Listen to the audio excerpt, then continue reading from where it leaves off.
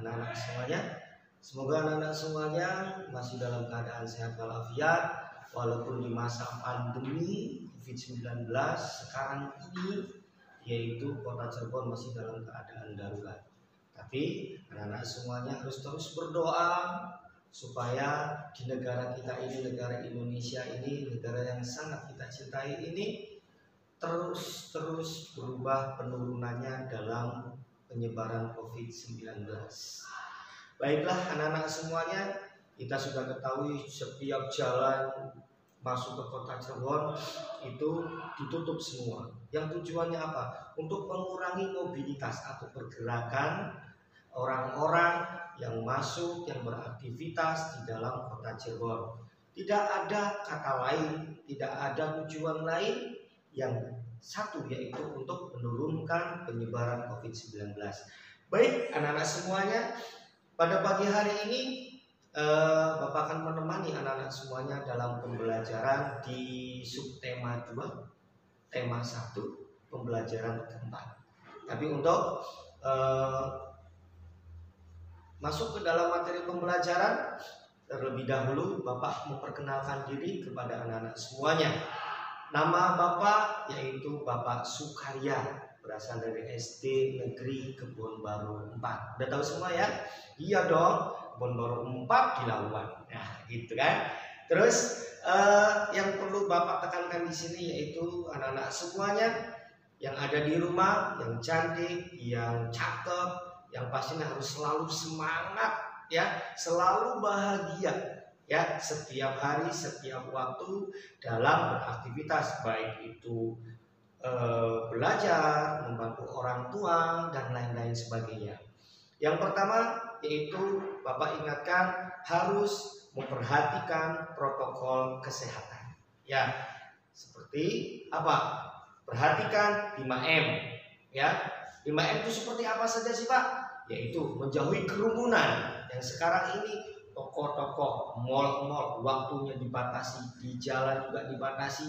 Tujuannya apa? Menghindari kerumunan ya, menjauhi kerumunan. Yang kedua, menjaga jarak antara satu dengan yang lain ya, dengan teman yang satu dengan teman yang lain. Ya, kita bercita-cita keinginan, Pak kapan masuk sekolah, kangen sama guru-guru, kangen sama teman-teman, pengen belajar bersama-sama. Bapak juga pengen mengajar, kangen ketemu sama anak-anak.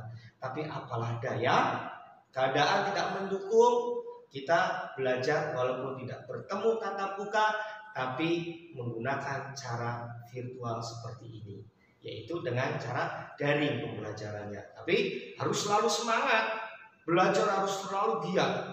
Biar nanti apa? Walaupun di masa pandemi ini materi pelajaran akan tetap kita dapatkan, pengetahuan tetap kita dapatkan, kepintaran akan selalu mengikuti kita semua. Yang berikutnya protokolnya bagaimana? Mencuci tangan ya, harus selalu keluar rumah, masuk rumah cuci tangan ya. Berikutnya memakai masker, pergi kemanapun harus memakai masker. Keluar rumah, main dengan teman, pergi kemana, Pak saya perginya naik mobil, walaupun pakai mobil, di dalam mobil itu harus menggunakan masker. Karena apa? Salah satu pencegahan COVID-19 ini yaitu menggunakan masker dimanapun, kapanpun kita berada. Yang terakhir 5M yaitu membatasi mobilitas. Ya ini pergerakan manusia. Kita semua harus stay di rumah.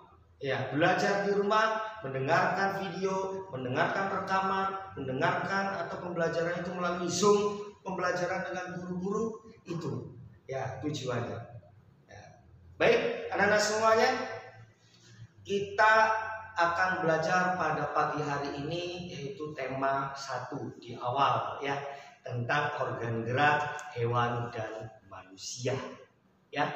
Tapi di pagi hari ini Pak Karyo akan menemani anak-anak semuanya dalam pembelajaran di pembelajaran keempat subtema 2, yaitu tentang manusia dan lingkungan. Subtema 2, pembelajaran keempat di kelas 5. Pak, tujuannya apa sih kita itu belajar pada pagi hari ini? Yaitu yang pertama menjelaskan tentang penampakan alam. Yang kedua menjelaskan langkah-langkah dalam menentukan ide pokok dalam teks lisan. Yang ketiga terakhir, bisa mengetahui tentang apa sih makna-makna, nilai-nilai dalam sikap kita, ya, pencerminan Pancasila dalam kehidupan sehari-hari. Tapi sebelumnya kita alangkah baiknya berdoa terlebih dahulu supaya pembelajaran pada pagi hari ini mendapatkan hikmah, mendapatkan barokah dari Allah Subhanahu wa taala. Berdoa dalam hati, mulai.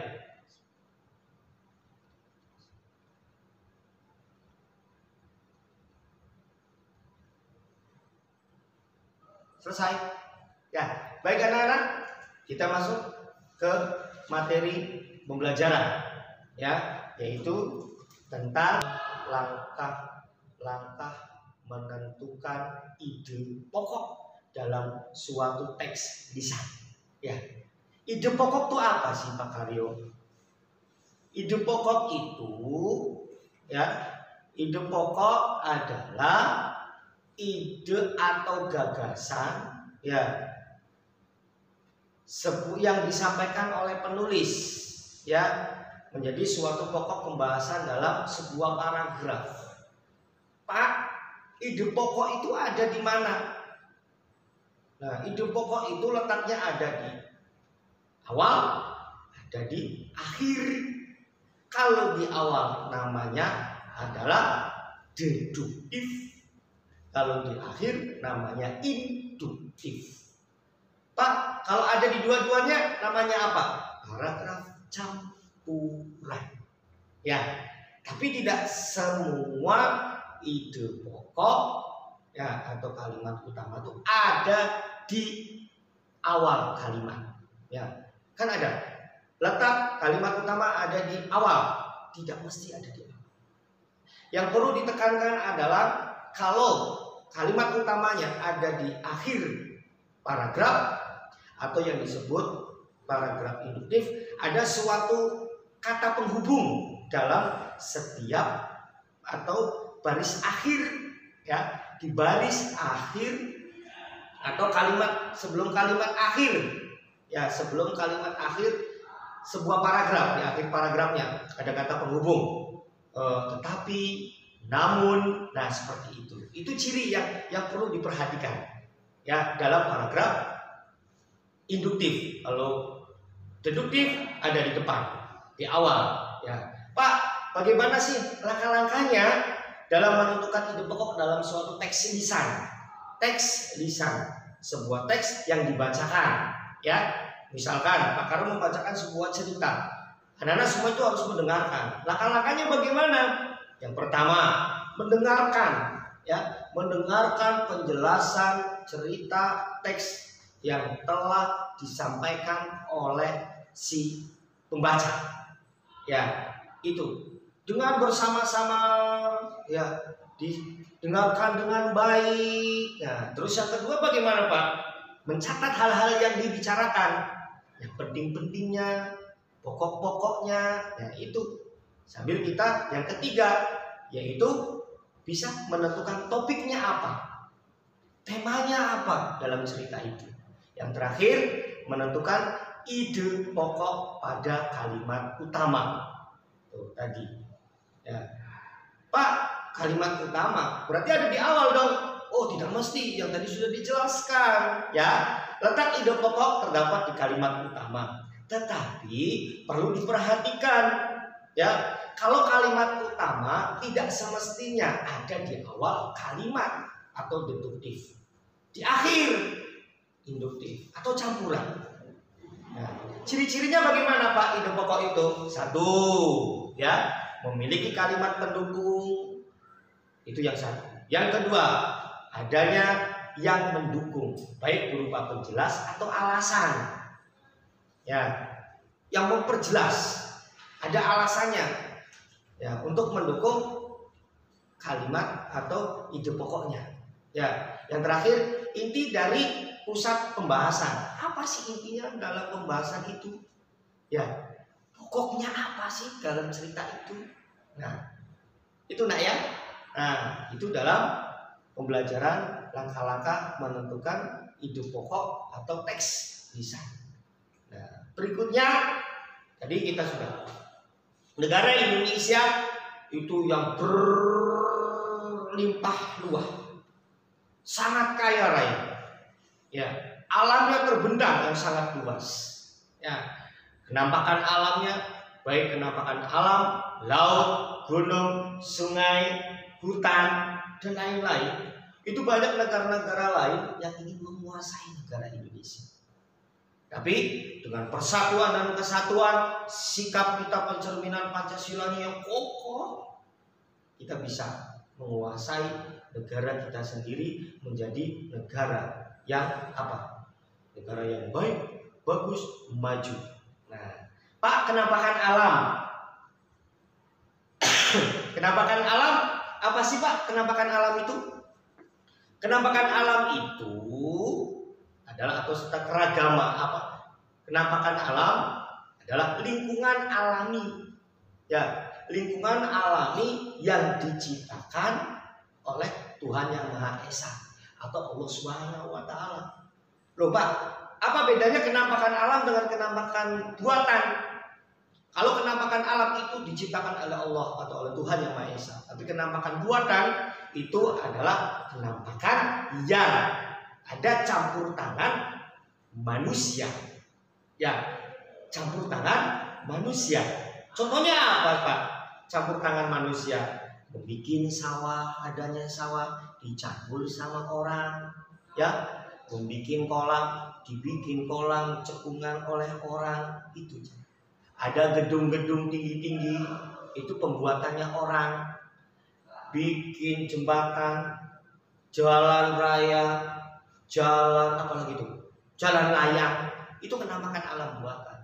Tapi kalau kenampakan alam yang diciptakan Allah itu murni ciptaan Allah. Ya, yang di dalamnya ada apa saja sih Pak kenampakan alam? Ada gunung, ada sungai, ada flora, ada fauna. Pak, kalau flora itu apa Pak? Kalau flora itu adalah, pernah lihat TV? Si Otang. Ya, ingat ya, yang di Trans TV itu, ya, iya kan? Si Otang. Ya, itu di dalamnya mempelajari tentang dunia fauna atau dunia hewan. Dunia hewan pokoknya. Hewan yang apa, bagaimana, yang liar, yang dipelihara, yang diternak dan lain-lain sebagainya.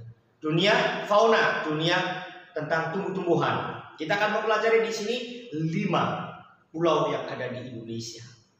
Ya, 5 pulau yang ada di Indonesia yang memiliki kenampakan alamnya seperti apa? Ada apa saja sih di situ? Ya, yang pertama itu adalah Pulau Sumatera. Tahu Pulau Sumatera? Yang terkenal lagunya apa tuh?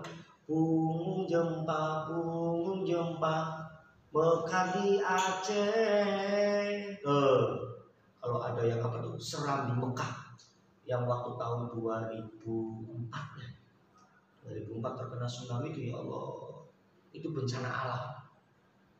Kalau sudah bencana alam yang diciptakan oleh Allah, itu manusia tidak bisa ngapa-ngapain. Ya, tidak bisa menentang ya dengan bencana itu. Maka dari itu kita jaga alam kita, kita pelihara alam kita dengan baik supaya apa? Kita menjadi warga negara yang baik, warga negara yang bertanggung jawab, peduli terhadap lingkungan dan negara. Baik, anak-anak semuanya masuk ke Pulau Sumatera. Pak, Pulau Sumatera itu kenampakan alamnya Pak? Dilihat dari apa? Dari gunung. Tahu gunung? Tahu gunung? Di Cirebon itu ada gunung nggak? Ada Pak, Gunung Sari. Bukan Gunung Sari sih. Gunung Sari sih Bragembol. Ya, GTC. Bukan. Pak, Gunung Jati. Bukan. Gunung Jati itu adalah tempat pesemayaman terakhir atau kuburan. Ya. Ada apa di Kuningan? Gunung Ciremai. Ya, pinter. Ya. Yang pertama itu Sumatera, ada gunung. Di situ ada Gunung Leser, ada Gunung Gempok, ada Gunung Kerinci, ada Gunung Seblak. Nah, itu gunung-gunung yang ada di mana? Di Pulau Sumatera. Ya, tersebar di Sumatera. Ada sungainya tidak Pak? Ada di sana. Ada Sungai Musi. Ya, di Sumatera itu ada Sungai Asahan, ada Sungai Batanghari, ada Sungai Indragiri. Oh, hafalkan tuh nama-nama sungai, nama-nama gunung di setiap pulaunya. Barangkali nanti di PH dikeluarkan sama wali kelas kalian masing-masing. Floranya bagaimana Pak? Ada flora tumbuhan bunga jempa. Makanya ada ciptaan lagu anak-anak yang berjudul Bungung Jempa. Itu diambil dari nama tumbuhan yang ada di Sumatera. Ada kenanga, ada siri. Itu adalah flora atau tumbuhan yang ada di wilayah daerah Sumatera. Floranya bagaimana hewannya Pak di Sumatera itu? Yang pertama ada gajah. Tahu gajah? Belalainya yang panjang. Nah, sekarang gajah itu sudah mulai punah karena banyak orang-orang yang tidak bertanggung jawab memburu. Ambil apanya sih nak? Yang diambil gajah tuh gadingnya. Tuh. Makanya pemerintah membuat aturan, membuat undang-undang untuk melindungi hewan-hewan yang langka. Supaya apa? Tetap terjaga, tetap dilestarikan, supaya berkembang biak lebih cepat, lebih banyak. Ya, berikutnya yaitu Pulau Jawa. Kita sekarang Cirebon itu Pulau Jawa. Ya, kota yang sangat kita cintai. Walaupun lagi bersedih terkena virus corona, tapi biar ya anak-anak semuanya harus selalu happy, harus selalu bahagia, harus selalu gembira. Biar apa? Imun tubuh kita naik, ya, semangat kita naik. Nah, nanti corona itu akan pergi sendiri. Saya tidak mau mendekati anak-anak yang selalu semangat dan bahagia. Itu kata coronanya tuh. Kemarin bilang ke Pak Aryo tuh, corona tuh bilang gitu. Saya tidak mau mendekati anak-anak yang selalu bahagia. Anak-anak yang selalu bagaimana? Semangat. Semangat apa sih?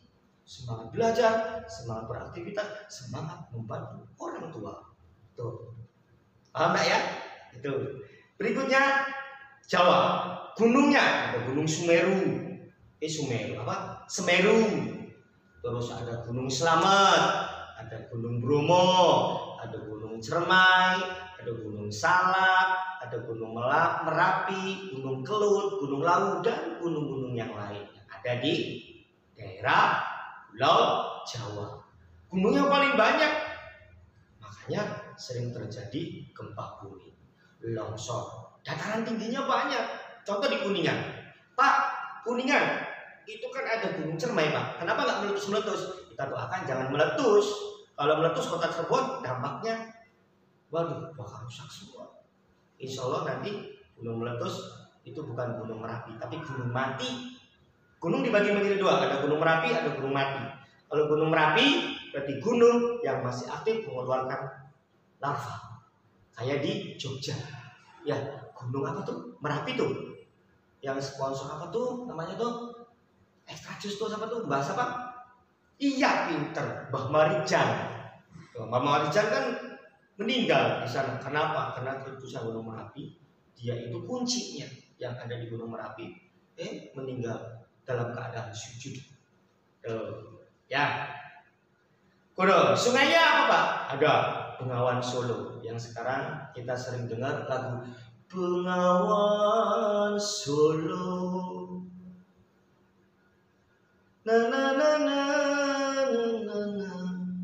Hari apa? Nanti ada Pak Om yang menerangkan lagu-lagu itu. Sungai Citarum, yang ada di daerah situ tuh Sumedang, sana tuh ada Citarum, Anjang, ya. Floranya apa Pak? Di Pulau Jawa banyak. Floranya ada salak condet. Makanya di jalan-jalan banyak orang jualan salak 5.000 kilo karena saking banyaknya tuh.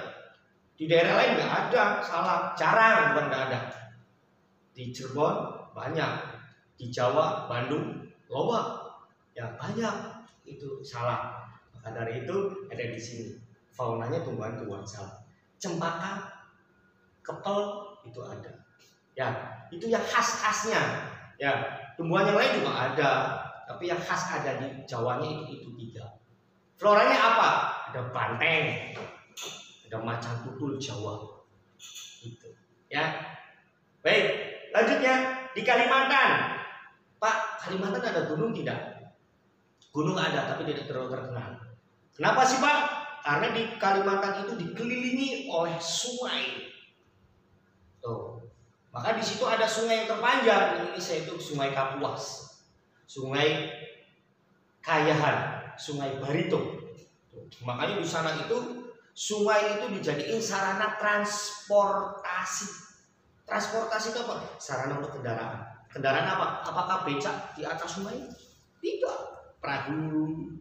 Untuk ada kan, anak pernah nggak dengar pasar apung? Loh, pasar apung berarti di atas air, Pak? Iya, di atas air. Penjualnya itu ada di mana? Ada di atas perahu semua, melakukan transaksi tawar menawar itu di situ. Ya, terus floranya anggrek hitam di situ. Kalau pernah lihat film Anaconda yang pemainnya kalau ada orang luar negeri itu, syutingnya itu di Pulau Kalimantan.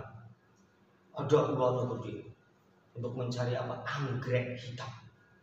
Tapi mati semua. Nah, nanti bisa lihat Anaconda di YouTube itu masih ada. Itu syutingnya di Pulau Kalimantan. Ya, tuh hebat. Ya, terkenal Pulau Kalimantan. Sungainya terpanjang, ya, banyak ular-ular yang gede, yang besar-besar di situ. Ya, ekosistemnya terjaga dengan baik. Kalau kita bisa menjaga dengan baik. Faunanya apa? Ada orang hutan, ada pesut, ada owa, ada bengkak.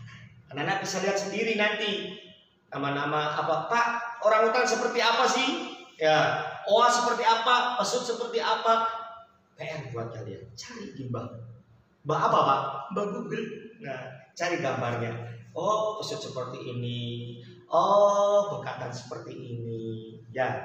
Sulawesi bagaimana Pak? Sulawesi ada gunungnya, Gunung Lampo, Baka, Malino, dan Lakon. Ada di buku pegangan anak-anak masing-masing. Ya, Bapak di sini di pagi hari ini cuma membimbing, menjelaskan pokok-pokoknya saja. Anak-anak bisa belajar dari rumah, ada bukunya, ada rangkumannya barangkali dari wali kelas masing-masing, ada ringkasannya. Nah, itu bisa dibaca. Floranya kayu eboni, kayu damar, itu ada di Sulawesi. Faunanya maleo, kuskus, anoa. Ya, terakhir Papua. Yang sekarang kita itu kalau mendapat kabar atau KKB, kelompok kriminal bersenjata. Itu jahat gitu. Mau melepaskan diri dari Indonesia. Nanti kayak Timur melepaskan diri dari Indonesia, akhirnya sekarang apa?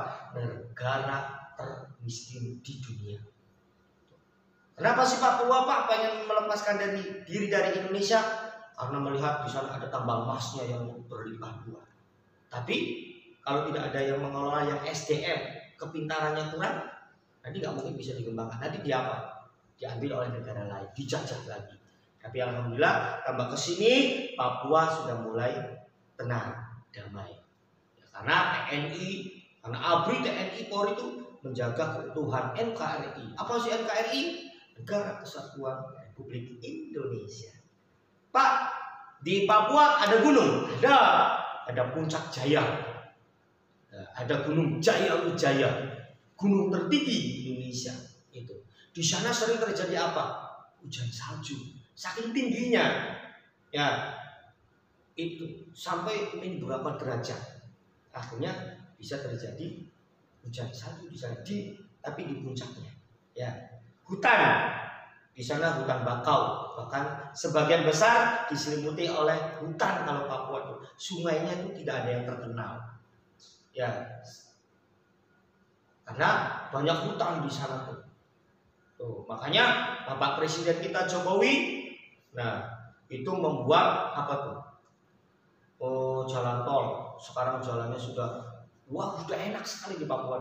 Dulu harga bensin di sini misalkan 5.000 atau 10.000, bukan 10.000 ya, misalkan 5.000 di sini di Pulau Jawa, di Papua bisa berapa? Bisa 100.000-an.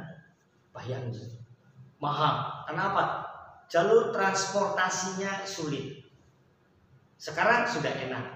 Harga di Pulau Jawa dengan Papua, Sumatera, Kalimantan, Sulawesi sekarang sudah sama. Itu berkeadilan sosial bagi seluruh rakyat Indonesia. Floranya apa? Bunga anggrek, terus bunga merah. Faunanya cendrawasih. Tahu kan cendrawasih? Kalau nanti di tema berapa itu tentang cerita fiksi, ada cerita kuwaya, cerita hayal tentang apa namanya itu burung cendrawasih. Ya itu ya, tentang penampakan alam, ya hewan, flora dan fauna yang ada di pulau di Indonesia. Nah, maka dari itu Indonesia itu memberikan apa itu Pancasila. Pancasila itu apa?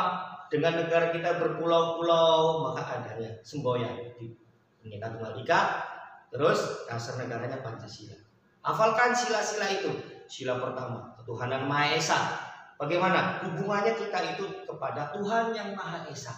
Bagaimana kita bersikap beribadah, bersedekah, berdoa, itu adalah pencerminan sila ke-1.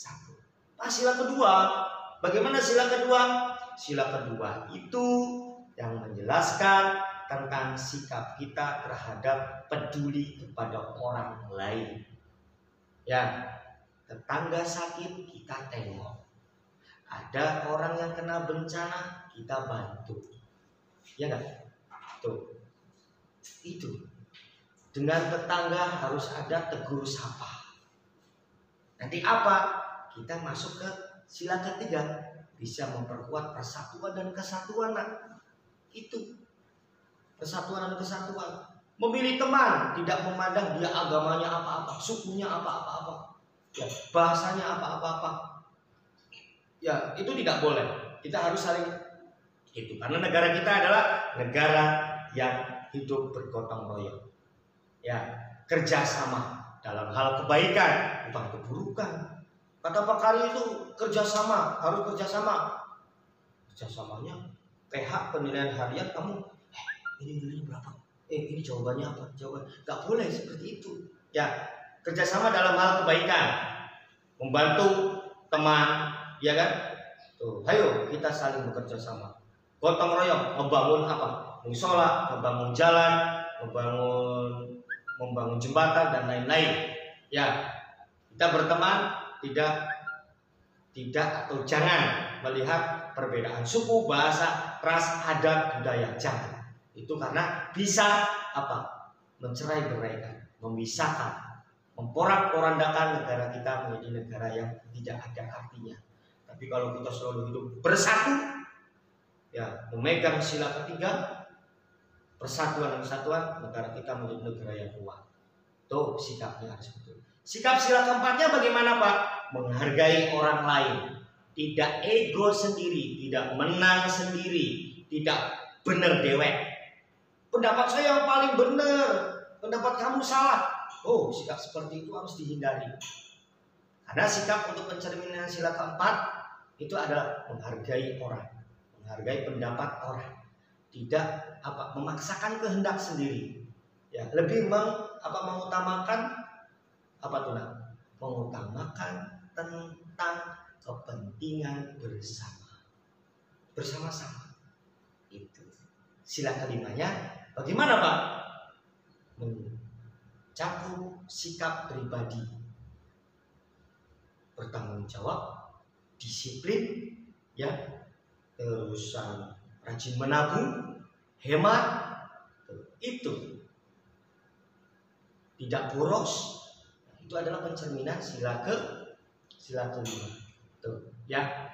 Karena semuanya tadi sedikit, ya, dari mulai kita membahas tentang hidup pokok dalam teks lisan, ya, apa itu hidup pokoknya, adanya di mana, terus langkah-langkahnya seperti apa, kita belajar tentang kenamakan alam, terus kita belajar tentang makna dari sila-sila setiap Pancasila. Ya, kesimpulan dari Pak Karyo adalah apa? Harus menjadi anak yang selalu bersyukur atas nikmat yang Allah berikan, Tuhan berikan kepada kita. Paham nak ya? Tuh, itu saja barangkali yang bisa Bapak sampaikan pembelajaran pada pagi hari ini. Apabila ada kekurangan, kurang jelas dalam penyampaian, kurang menarik dan lain-lain, Bapak mohon maaf. Sebelum kita akhiri, mari kita berdoa terlebih dahulu supaya apa yang kita terima dalam pembelajaran di pagi hari ini bisa bermanfaat untuk masa yang akan datang. Bekal kita lebih baik daripada hari ini.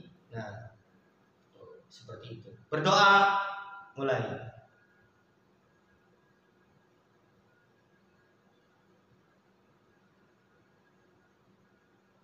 Selesai.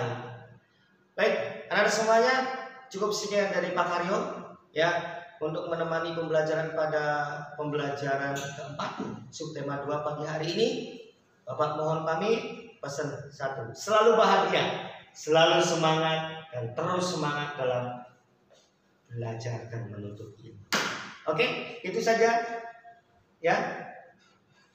Bapak bisa menemani anak-anak semuanya dalam pembelajaran jarak jauh. Ya, semoga bermanfaat. Bapak mohon maaf. Bapak akhiri. Wassalamualaikum warahmatullahi wabarakatuh.